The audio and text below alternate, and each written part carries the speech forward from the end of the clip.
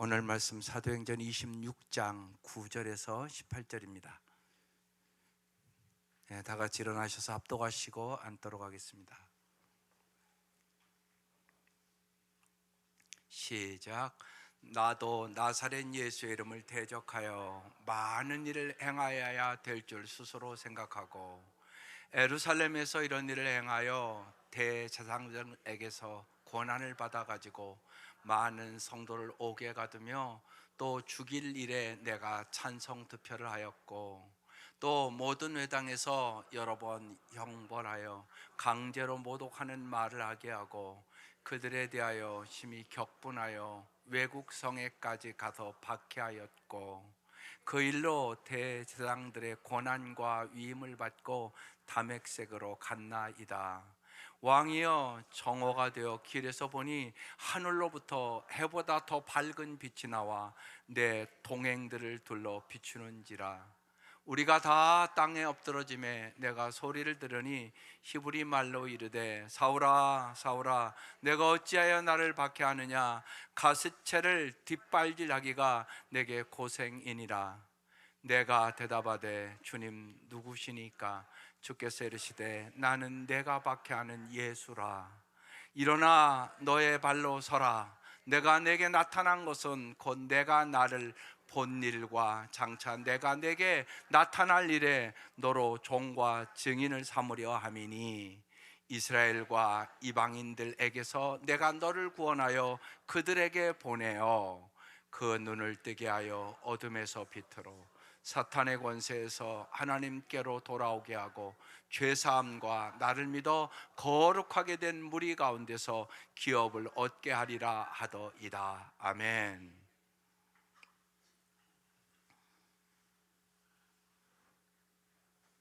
예수의 종과 증인으로 부름받은 사람, 여러분은 나는 정말 예수님의 종과 증인으로 부름받은 사람이라는 정체성을 뚜렷하게 가지고 사세요?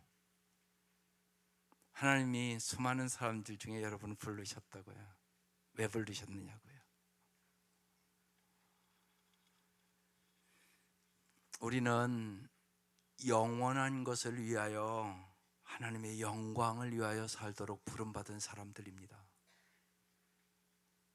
이미 오늘 3.1절 기념주일이잖아요.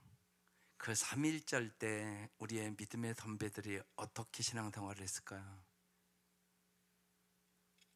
그들은 이미 이런 질문을 하고 있어요. 예수 믿는 것이 유용성입니까? 영원성입니까?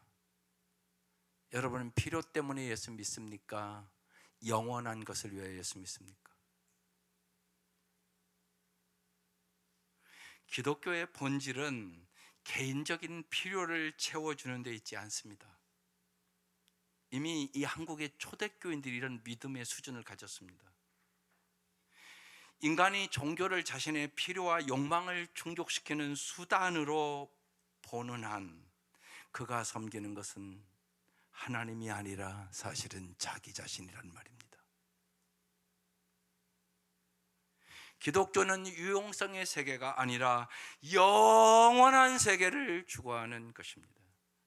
그것을 하나님의 나라를 추구하는 사람들, 의와 평강과 희락을 추구하는 사람들이라고 성경이 우리에게 증명하고 있는 것입니다.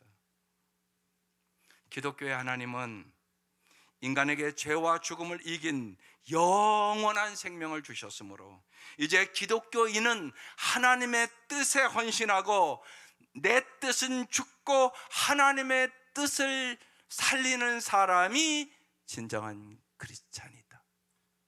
그래서 여러분 날마다 기도하지만 중요한 기도의 핵심은 나의 뜻대로 마옵시고 아버지의 뜻대로 하옵소서.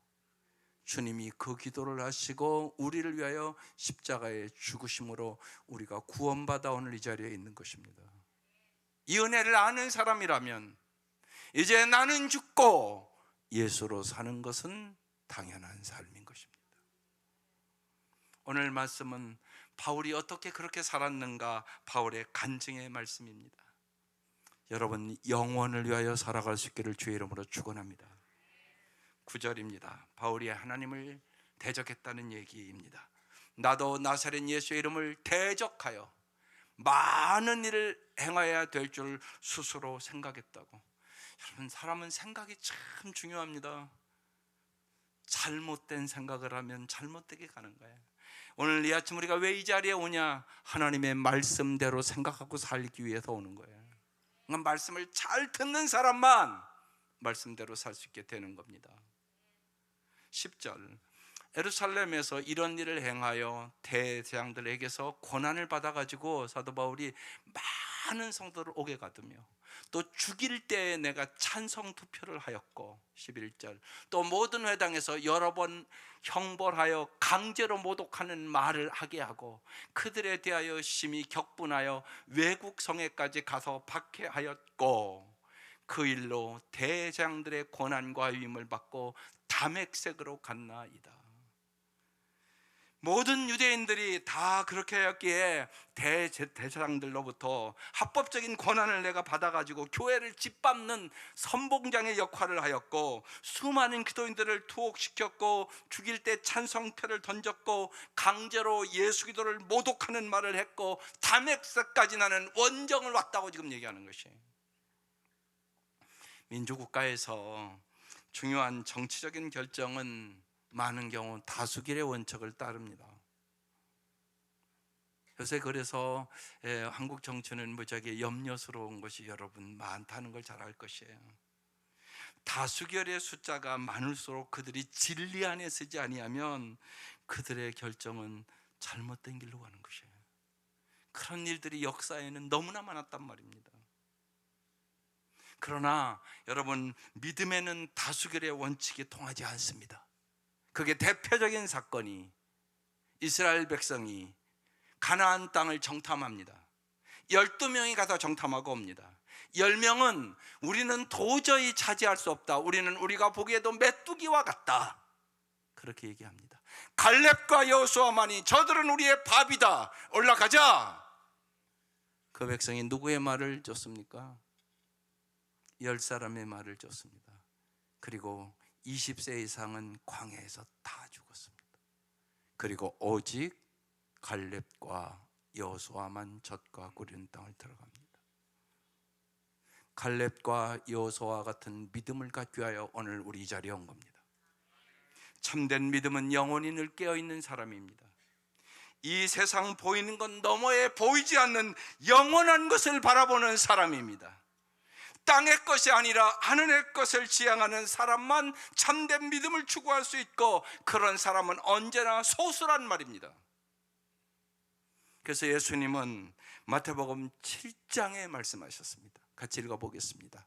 좁은 문으로 들어가거라. 멸망으로 이끄는 문은 넓고 그 길이 널찍하여서 그리로 들어가는 사람이 많다.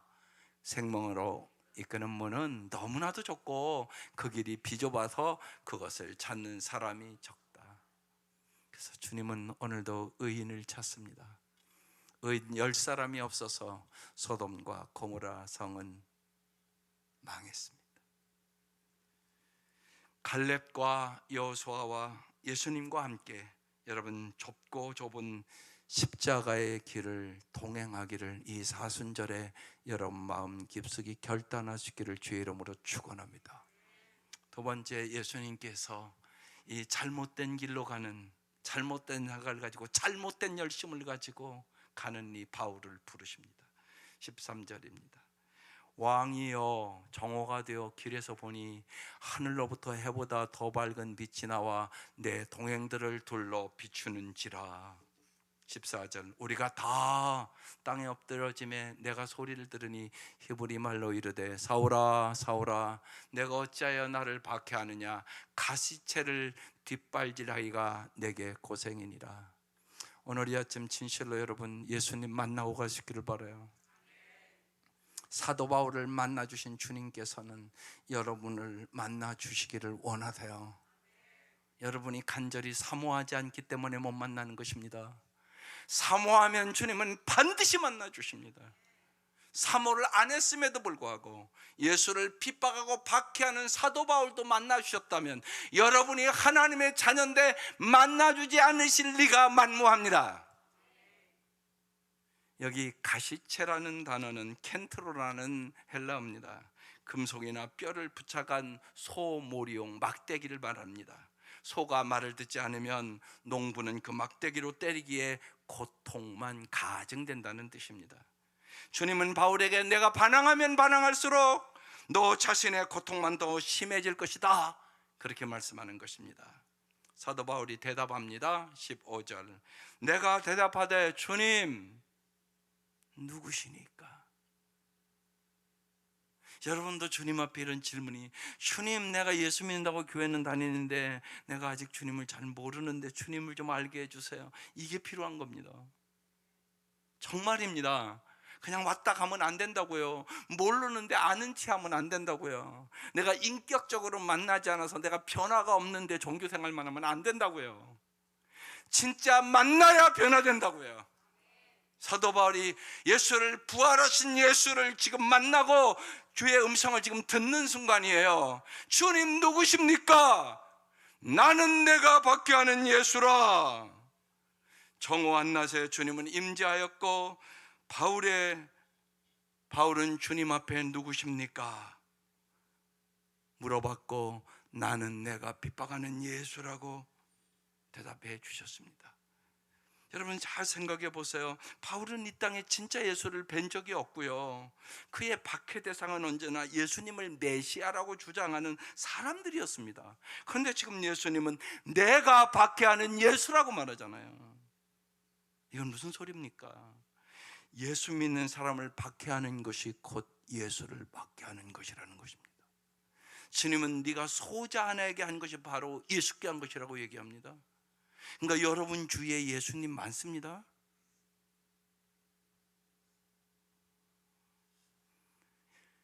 이 경험을 한 후 바울은 사람을 섬기는 것이 주님을 섬기는 길임을 깊이 깨닫습니다.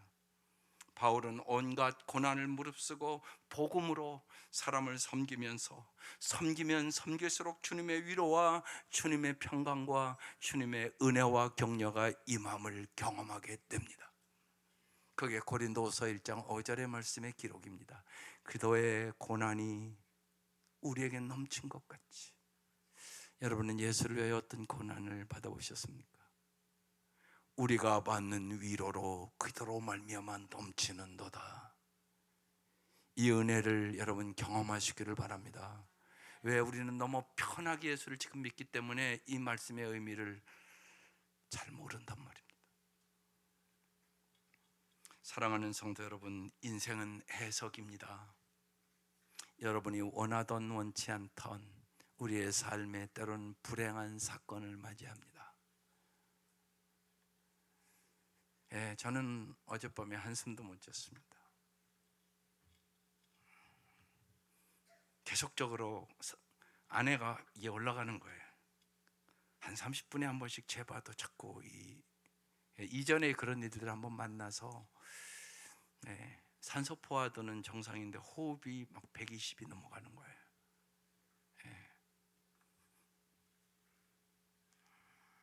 그래서 좀 긴장을 했습니다, 어젯밤에. 그래서 지금 강혜경 권사님한테 좀 보살펴 주라고, 그리고 제가 나온 겁니다. 그런 어려운 일들을 우리는 원하던 원치 않던 만나게 됩니다. 그때 우리가 인생의 불행한 일과 어려운 일을 만났을 때 오늘 새벽의 말씀이 그렇게 주었습니다. 누구 죄 때문이 아니라고, 하나님이 하시는 일을 행하려 함이라고. 우리가 그래서 하나님의 말씀을 듣고 무장해야 인생을 바르게 해석할 수 있고 인생의 고난과 역경을 이겨나갈 수 있게 되는 것입니다. 일본의 다하라 요네코라는 16살 먹은 아가씨가 있었습니다. 삶의 깊은 좌절을 그 아가씨가 이기지 못하고 자살을 결심해서 달려오는 전차에 몸을 던졌습니다. 다행히 죽지는 않았고 두 발과 왼손과 팔 그리고 오른쪽 손가락 2개를 잃었습니다. 후에도 갖가지 방법으로 자살을 시도를 했지만 남아있는 손가락 3개만으로는 자살하는 것도 용이하지가 않았습니다. 절망의 밑바닥을 헤매던 그녀가 선교사 지망생이었던 젊은 청년 아카도시라는 청년을 만나서 예수를 영접합니다. 그리고 그가 새 생명을 얻고 새로운 삶을 살아가기로 결단합니다. 더욱 그는 아카도시로부터 결혼의 청혼을 받고 그와 결혼하여 불구자인데 상상할 수도 없는 행복한 가정을 이루었습니다. 그 이후 요네코 여사는 주님께서 베푸른 은총에 보답하기 위해서 작은 자들을 섬김으로 평생토록 내가 주님을 섬기리라고 결단합니다. 그리고 부유하긴 하지만, 그리고 부자유하지만 주님을 알지 못하는 수많은 사람들, 힘이 있지만 진리의 눈먼 사람들, 건강하나 참 생명을 지니지 못한 작은 자들을 섬기며 내가 평생 이 목숨이 있는 한 살겠다고 결단하고 그 일을 합니다. 놀랍게도 요나코 여사는 가는 곳마다 오병이의 기적이 일어났습니다. 수많은 사람이 새 생명을 얻게 되었고 바른 삶을 쫓는 역사가 일어났습니다. 자신의 삶을 통해 일어나는 일들을 목격하면서 요네코 여사는 주님을 향해 이렇게 고백합니다. 하나님, 제게는 손가락이 3개나 있습니다. 한 발과 두 팔, 7개의 손가락과 10개의 발가락을 잃었기에 자신에게는 아무것도 없다고 생각했었는데 그 불완전한 몸으로 남아 지극히 작은 자를 섬겨 때마다 자신에게는 손가락이 무려 3개나 있었고 그 손가락은 오병이의 역사를 일으키는 주님의 도구가 되었다는 간증입니다. 그래서 요네코 여사는 자신의 일생을 정리하는 수기의 제목을 이렇게 달았습니다. 다 같이 읽어보겠습니다. 시작. 산다는 것은 황홀합니다. 이게 주님을 만난 사람의 삶입니다. 주님을 진짜 여러분이 어떤 어려움을 만나도, 어떤 불행한 사건을 만나도 그 사건을 통하여 주님을 더 가까이 하고 주님을 진짜 만나고 성령의 놀라의 역사가 있으면 우리도 산다는 것은 황홀합니다, 이 고백을 하고 살아갈 수 있는 게 예수 믿는 것입니다. 주님은 여러분을 사랑과 섬김의 삶으로 영혼을 구원하라고 부르신 것입니다. 그래서 아베 피에르 신부가 삶이란 사랑하기 위하여 주어진 얼마간의 자유시간이다, 이렇게 우리에게 증거해 주고 있는 것입니다. 남은 인생을 사랑하고 살으라는 것입니다. 세 번째, 예수님은 바울에게 일어나 예수의 종과 증인으로 살라고 명하십니다. 오늘 제목입니다. 16절 같이 읽겠습니다. 시작. 일어나 너의 발로 서라. 내가 내게 나타난 것은 곧 내가 나를 본 일과 장차 내가 내게 나타날 일에 너로 종과 증인을 삼으려 함이니. 여러분을 오늘 이 아침 부르셨습니다. 왜 부르셨습니까? 예수의 종과 증인으로 삼으려고 우리를 부르신 것입니다. 이 일이 가장 영원하고 가치 있는 일이기 때문에 그렇습니다. 여기 종이라는 단어를 잘 생각해 봅시다. 여기 종이라는 단어, 휘페레테스라는 단어는 배 밑에서 노를 젓는 노예를 말합니다. 노예는, 종은 자기 결정권이 없습니다. 오직 그 노젓는 고수가 치는 부의 소리에 맞춰 모든 힘을 다해 노를 저을 뿐입니다. 바울은 그런 종으로 우리가 부름을 받았다고 얘기하는 것입니다. 교회는 목사나 또한 어떤 장로님이나 직분자들이 주인 노릇을 하면 그 교회는 그 순간부터 타락합니다. 이게 한국 교회의 심각한 문제들이라고 생각을 합니다. 그래서 언제나 누가복음 7장 10절을 꼭 기억하면서 목사와 모든 장로님들과 직분자들은 이 겸손함을 가지고 살면 놀라운, 정말로 산다는 것이 황홀함을 경험하게 될 것입니다. 누가복음 17장 10절에 이와 같이 너희도 명령을 받은 대로 다 하고 나서 우리는 쓸모없는 종입니다. 우리는 마땅히 해야 할 일을 할 뿐입니다. 이 고백이 여러분의 고백 되시기를 주의 이름으로 축원합니다. 여기 또한 증인이란 단어는 순교자를 뜻합니다. 마르튀스라는 단어입니다.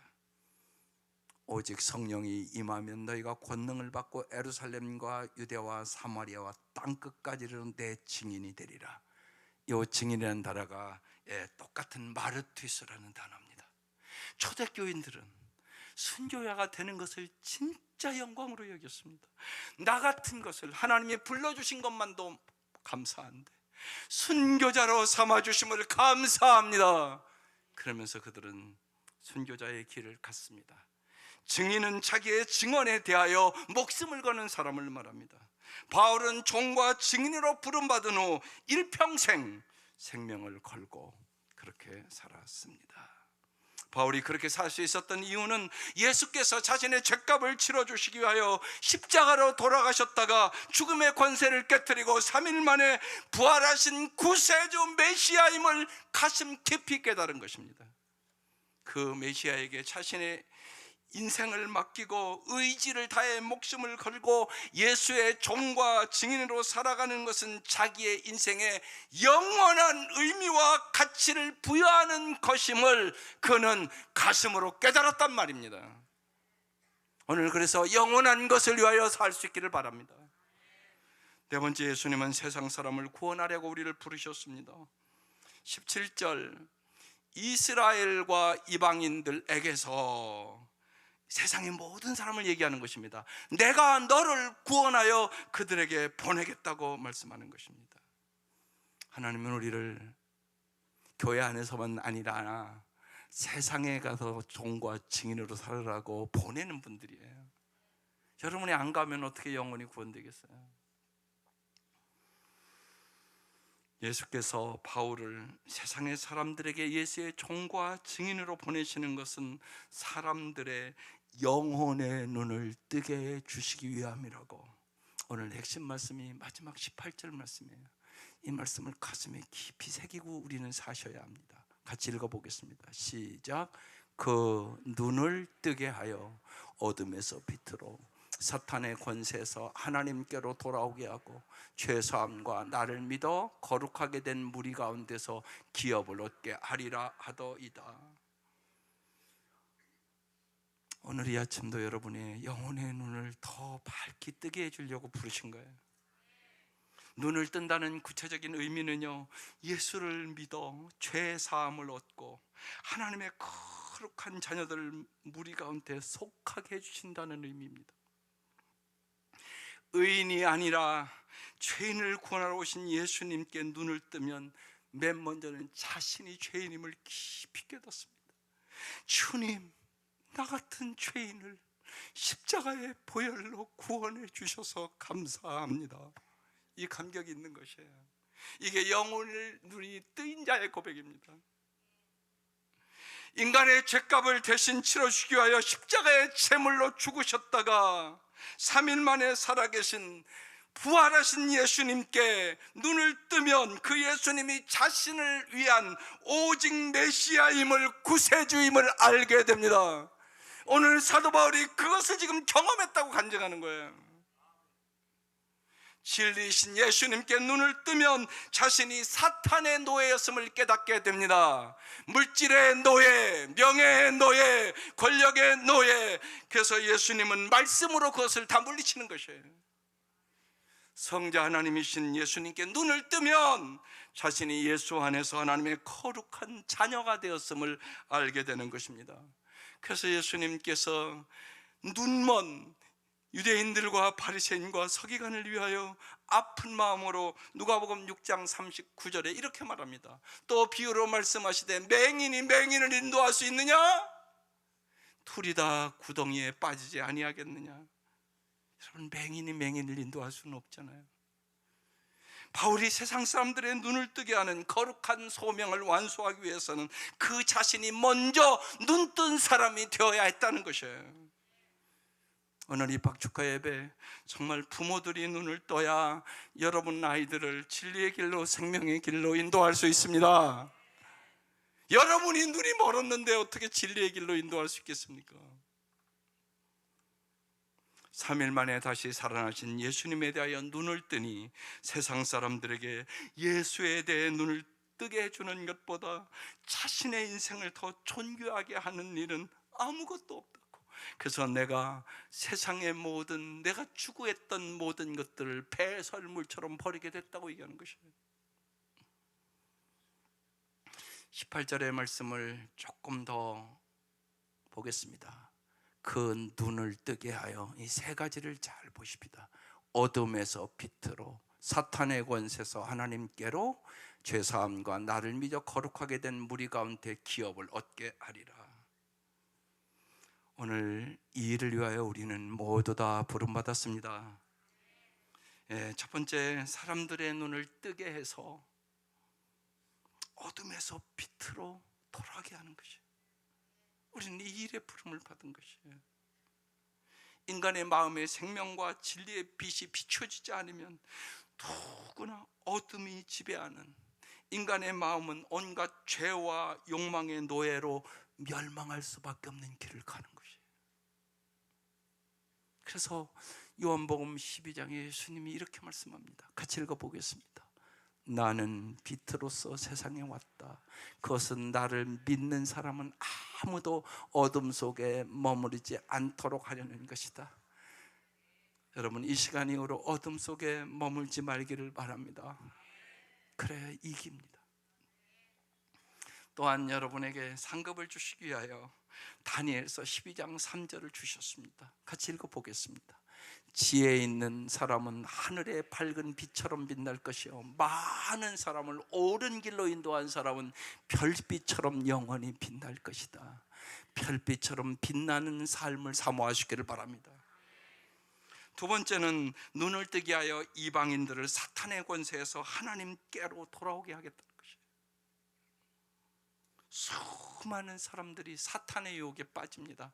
여러분, 예수님이 공생애를 시작할 때 사탄이 딱 유혹합니다. 이 돌들도 떡 만들어 먹어라. 물질의 유혹, 명예의 유혹, 권력의 유혹으로 유혹합니다. 그때 주님은 3번 다 말씀으로 물리칩니다. 대표적인 말씀이 마태복음 4장 4절 말씀입니다. 같이 읽어보겠습니다. 예수께서 대답하여 이르시되 기록되었으되 사람이 떡으로만 살 것이 아니요 하나님의 입에서 나오는 모든 말씀으로 살 것이라 하였느니라.